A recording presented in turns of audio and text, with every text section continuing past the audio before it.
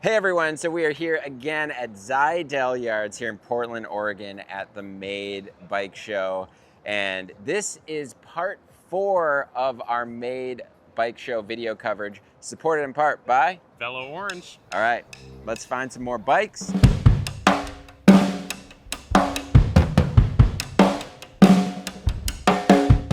right, hey everyone, so we are here with Aaron from Mosaic. And Aaron, first and foremost, how long has the brand been around? You're the owner, right? That's right. Yeah, so tell us a little bit about Mosaic.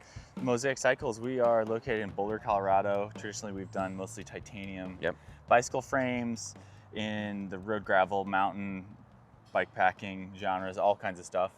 And we're really well known for our paint. So we're stoked to be here at Made 2025 and brought something special. Yeah, absolutely. Before we get into the bike, real quick question for you. What did you do before Mosaic? I've worked in the industry for a little bit before that. I just started building frames when I was a young kid, 18 years old or so. Worked for another company for, I think, like 6 or 7 years, cut my teeth. Learned to weld, learned to do all the stuff, and we started Mosaic 2009-ish, I think. Sweet. Yeah.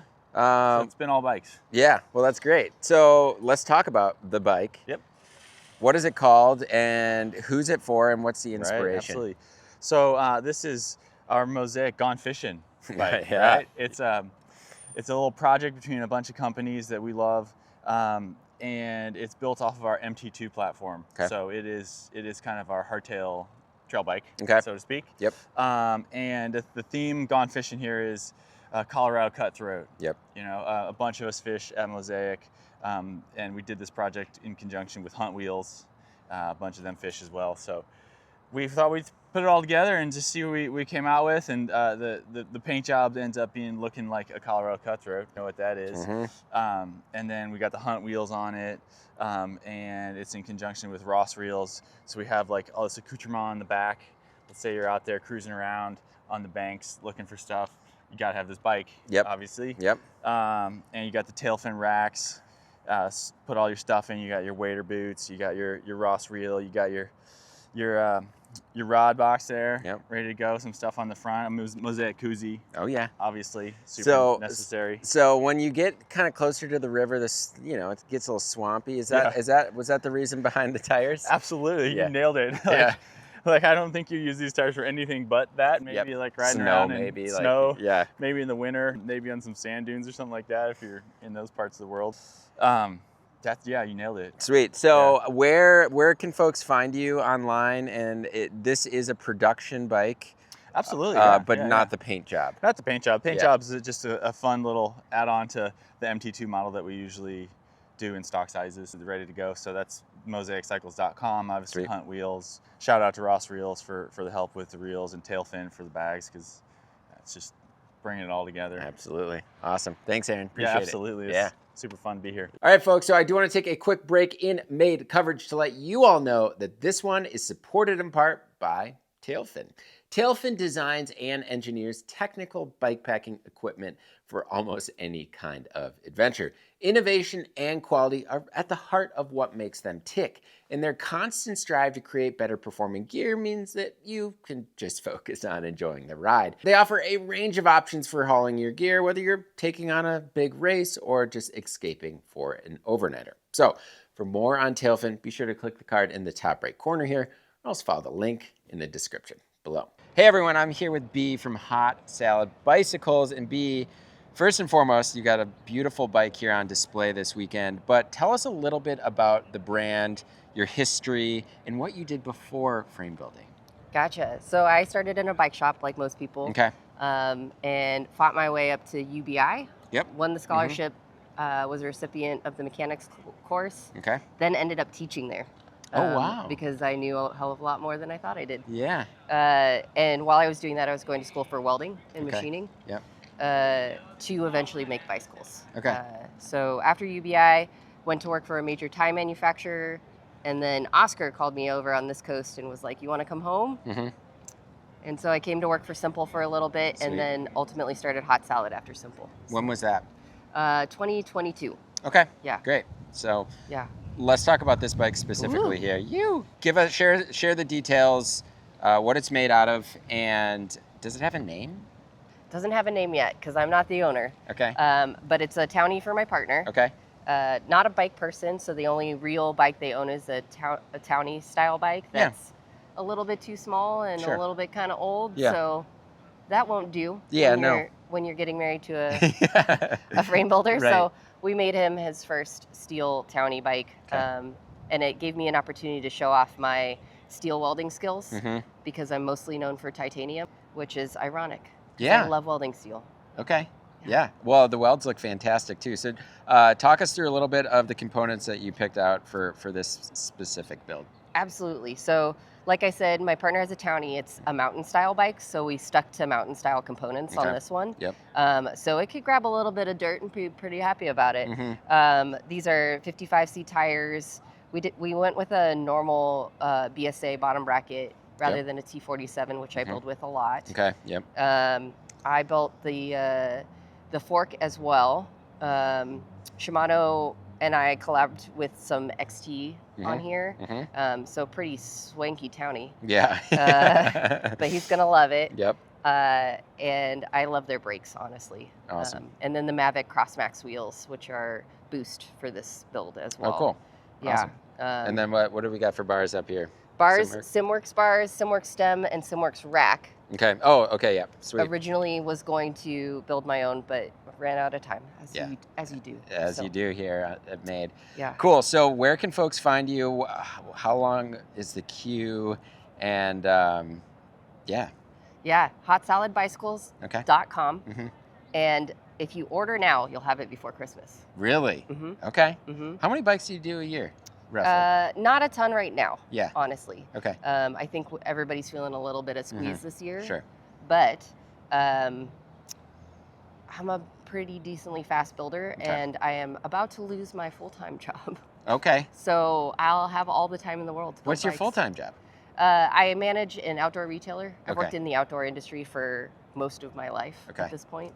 And so we did mostly ski boots, snowboard boots, that type of thing. Yep. The one thing they didn't do was bikes, and I did that on purpose so that I can focus on this stuff. There you go. You're a big skier or snowboarder. snowboarder? Sweet. I turn into a snowball as you go down the mountain, and I collect people as I go. Yeah, there you go. Yeah. It's like a magnet. Awesome. Well, thanks, B. Appreciate it. Thank you. Yeah, absolutely. So we're here with Jeremy from Sycip. And Jeremy, first and foremost, before we get into this beautiful bike, what's your history of creating frames and where are you based out of? So I am in Santa Rosa, California. Okay. And I've been building bikes since 1992, so 30 plus years now. Yeah. And I started in Fremont, San Francisco for a while. And then like in 2001, I think, I moved to Santa Rosa. Let's dive into this bike. I guess let's just talk about these fun details, all of it. Just give me the deets. So I guess going back to history of my full suspension bikes, I'm not a designer, I'm not an engineer. I build bikes, mostly hardtails, road bikes. But when mountain biking, in the 90s, I did start building full suspension bikes back then, but it wasn't my design. I used to license and buy rear ends basically from like companies like Amp Research, Titus. The last few batches were Ventanas. Okay. So I would license and buy the rear ends, but what I offered different than those companies is I would do custom front triangles for people. Okay. And then just put their back ends on it. Sure. Well, last year, year and a half ago, I decided I wanted to just start making my own swing arms, just having the whole thing be my own. Yeah. And I really like the whole single pivot idea. Mm-hmm. Just easiness of swapping out bearings. Two sets of bearings basically, instead of like for example the Ventana. Every time I did a rebuild, it would be like 20 sets of bearings. Yeah. Pressing in and out. Yep. So I wanted to get out of that whole idea. Mm-hmm. That's what this whole single pivot design is basically started because of that. Great. And, Awesome. Talk about the finish a little bit, because this finish looks fantastic. Can you share a little bit of details? Yeah, so I've done a couple of these bikes now. Mm-hmm. The first one was last year, and it was a steel version. Mm-hmm. I wanted to lighten it up a little bit, so this is a tie single pivot bike, and so this is just a blasted tie finish, and then the bearings obviously is the same system. I use a bottom bracket for my bearing system. So yeah, talk about the components a little bit. You've got Chris King bearings down there. Talk about the wheels, drivetrain, all that. Yeah. So as far as components, this is a full XTR wireless system, XTR wheel set, and Fox shock. Yep. As far as as far as bottom bracket headsets, all Chris King, and the pivot is a standard BSA bottom bracket. Okay. And this one happens to be a Chris King, but the whole purpose behind this whole pivot system too is if the bearings go out or if you want to swap it, you can use anything. Any BSA bottom bracket will work. It's a 24 mil spindle that's custom made that's in there. Wonderful. Cool. And handlebars up here? Yeah, so these are the Mau bars from SimWorks. Yep. I just like their stuff, so I wanted to incorporate that. And the stem is custom. It's my own stem, so it's a tie stem as well. Okay, cool. Great. So where can folks find you? So www.Sycip.com. Sweet. And it's on Instagram too and all that stuff. Awesome. All the social media networks. Cool. Thanks, Jeremy. Yeah. Appreciate thank you. Yeah. Where do we stand? I guess next on either side. So I'm here with Julian from Brûlé. Is it Brûlé Bicycles? Brûlé Bikes? Brûlé Bicycles. Brûlé Bicycles. Okay, so tell us a little bit first before we get into this amazing tall bike. Tell us a little bit about your history. How long has the brand been around, and what did you do before Brûlé? So before and during, I still work at a bike shop full time. Okay. Luckily, the boss has been really gracious and let me use the shop after hours to do my own projects. And then when we sell a bike through the shop, we'll do a concurrent parts for the shop and then frame for me. Okay. But yeah, so I've been a mechanic, I think probably it's coming up on like 12 years as actually in a shop. Okay. But I'm sure like everyone here, since you could walk, you've been messing around with bikes and taking them apart and almost putting them back together again. Yep. But yeah, so briefly did some design work, just graphic design sort of stuff. Okay. Wasn't really doing it for me, and this kind of hits all the creative spots for me. Totally. So let's dive into this thing. First off, does it have a name? And talk us through the customer's kind of decision behind the tall bike, and what is it made for? Oh man. Yeah, so the customer had never ridden a tall bike before. I think he's just right around 60 years old. Okay. So he has ridden tall unicycles before though, so I had confidence that he was going to be able to do this. Sure.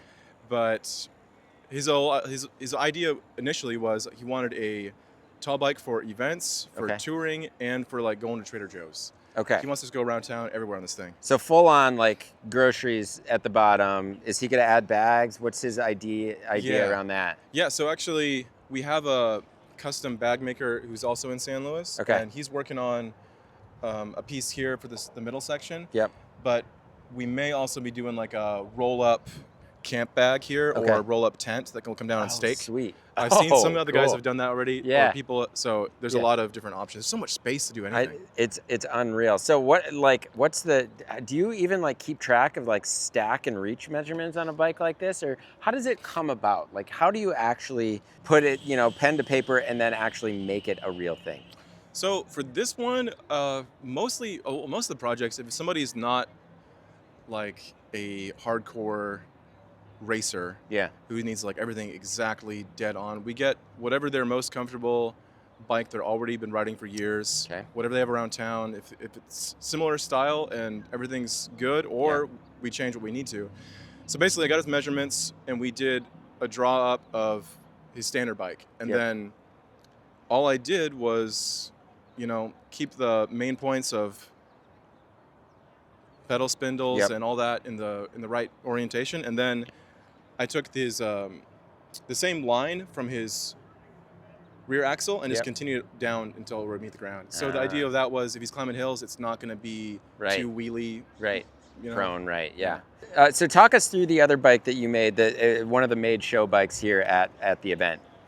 Yeah, so the other machine I built up was for Billy Singford, the Made creator. Yep. And he gave me the parameters of pretty much free rein as long as I did a adjustable rear end, built for single speed occasionally, flat mount disc brake with clampers in mind. Okay. And he wanted it light, springy, like a round town ripper. Yeah. And occasionally you want to do gears. So it's got the SRAM UDH. Yep.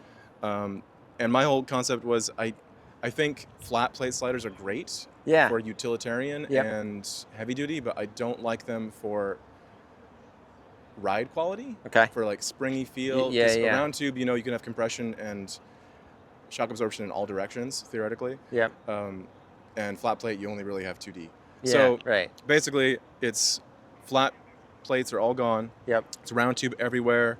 The rear end has, the main chainstays are just telescoping pinch bolts, like a seat post. Yep. And then on top of the seat stays, there's a follower that just kind of gives an extra brace. And then a lot of internal butting that I've added, sleeving in certain areas of high stress.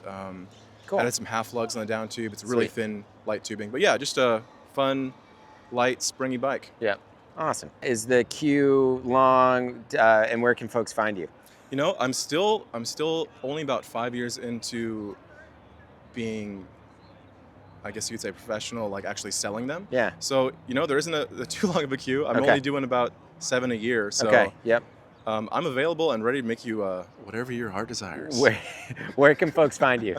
So I'm in San Luis Obispo. You can find me on Instagram, Brûlé Bicycles. BrûléBicycles.com is my website, which is getting a little more built every day. And BrûléBicycles@gmail.com. Awesome. Thanks, man. Appreciate it. Yeah, thank you. All right. Hey, everyone. So I'm here with Sean, and you've got two brands, bike brands. What is this one, and what is your other one? So this is Eagleton Frameworks. Okay. This is me branching out and doing stuff that I really want to build. Yep. I do a lot of production with my other company, and so this has been a more like getting to build exactly what I want to and not being stuck in the same thing every day. Okay. So the other brand is Destroy Bike Co., and we do a mix of production and custom. Okay. But, you know, for the past 15 years, we've been doing, you know, bigger runs of bikes, and it can get boring after a while. Yeah, totally. Absolutely. So how did you get into creating frames, and what did you do before that? I started riding track bikes when I was about 18. Okay. We started breaking track bikes because we were trying to do tricks on them. Yep. So that kind of evolved into making the fixed gear freestyle frames. Sweet. Wanting to make something that was sturdier and can handle everything we were throwing at it. We've, you know, grew up with a lot of guys who rode BMX as well, and so that was like a big first market for us. Yep. Which kind of pinpointed us in as freestyle guys. Right. But you know, we come from track bikes and everything in between, so getting to build stuff that's a little bit not what our normal realm would be, and that's what Eagleton is about. Sweet. Branching out and having it be a separate thing. Talk about the bike specifically. It looks fully lugged. I mean, I love this head tube. It's super huge. Talk us through the bike a little bit. So it's a bike for my mom. Okay. And I had been wanting to build a mixed D for a while. Yep. I love these 4-point lugs. There's not, with the geometry I was going with, there's not really the right lug set. So the bottom head tube lug is not actually a 4-point. It was shaped into a 4-point to match with it. Just so I could get the geometry I really wanted for my mom. Sure. Like you had mentioned, the taller head tube. And the kind of the trick of the eye, the bars have a bit of a rise to them as well. Just to get her in a more comfortable position without it looking too ridiculous. Right, you know? right, yep. And my mom is a national championship archer. So she's been, her and my dad go out shooting all the time. So I wanted to do something. The handlebar is, I rolled it and then bent it to give it that look. And that's why the triple bar moose, bull moose, a little bit of a point there to actually resemble the arrow. And then PNX Bags, a guy that we work here with in town, makes some really awesome stuff. He made this quiver last minute for me just so she could actually have something that resembles the bike and she could take off and shoot with her and everything. That is so cool. Talk about some of the components on here. Obviously, I think there's some Chris King bits. Oh yeah, definitely. So I do work for Chris King as well, doing maintenance and facilities. So you know, a hub and headset that we've trusted all of our lives makes it even better that, you know, we have a good relationship with them.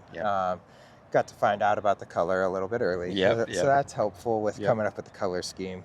And then, you know, a lot of our standard parts we love to use, Paul Components and White Industries. Yep. You know, tried and true stuff that's made here. The saddle was actually, I'd been looking for this saddle. This is one of my favorite saddles of all time. Yeah. Sycip at work at Chris King. I had talked to him about talking to Brooks, and he got it specially sent over from Brooks. Perfect. This doesn't really exist on the market anymore. What was the C17? Yeah, the cadmium one. So just a softer rubber. Got it. Yeah. With the you know, like the felt top. The cotton top. Yep. It's just so much more comfortable than any like the black all-weather ones that have come out. Interesting. Okay. Yeah. Has like a little bit of a hammock feel to it. Okay. Yeah. I didn't know that. Yeah. I mean, I think that's why a lot of people don't love the all-weather ones. They're stiff, and then everyone's like, "Oh, I don't like that saddle." And you're like, "You rode the hard one." Right. So. Sweet. Yeah. Well, where can we find you? And is the queue long, or what's the deal with all that? So because of the other company, I'm only going to be doing about 12 bikes a year through Eagleton. Yep. So the queue is not built up yet. I have yet to release a website or anything. Okay. So this was kind of the... Can we find you on Insta or anything? Yeah, Eagleton Frameworks. Sweet. At Perfect. Eagleton Frameworks. Rad. Yeah. Well, thanks, man. Appreciate it. Yeah, thank you. You got it. Yeah. Hey, everyone. I'm here with Adam from Util Designs. And Adam, obviously, you make some bike packing bags here. But you're also, this is your first frame. Tell us about it. Yeah, this is my first project. We made it 2 weeks ago with a friend in the valley up in Winter Park, out of his garage. And he's got kind of like a woodworking metal shop set up in there. Yeah. We really hadn't built frames prior to this one that were fully rideable. Yeah, yep. And just kind of went all in. Bought all the jig, all the metal, paint, everything, and then 2 weeks prior to right now. Yeah. And this is where we're at with it. That's great. So talk to us about Util Designs. How long have you been making bags, and how long have you been in Winter Park? For a while, or? I've been up in Winter Park about 6 years or so. Okay. Moved up there actually to work for an outdoor gear shop. Sweet. And just get a little life reset. Yep. And then in my free time, started tinkering with sewing and had a ton of fun with it. Yeah. And before I knew it, it was like, okay, this is a problem and I'm really enjoying this. A buddy of mine challenged me to just go for it and step in. And sweet. So I did it, and never expected it to become an actual thing, but we've got 4 of us working there now and sewing in our workshop. It's also kind of our showroom and custom frame bags, bike packing gear, lots of mountain biking kind of vest, hip packs. It's what I'm really into personally. And then in the winter, we transitioned to backcountry ski packs. Sweet. Okay, cool. So talk us through these bags here. What do we got back here? Yeah, so we've got a couple different bags on this one. On the rear mica rack, we've got these mini panniers. These are currently a prototype. They're a slight variation of what we've got currently. Okay. The same size, but we added this stretch mesh pocket on the outside as well as the G-hook, and then they close over the top now instead of on the side. And in the Ultra variant, we're going to be seam sealing them, so they're fully waterproof. Awesome. The rest of the bags will be water resistant, but just have kind of traditional binding on them. Sure.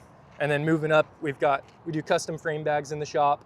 This one, I opted for a lace-up top tube and Velcro on the down tube and seat tube.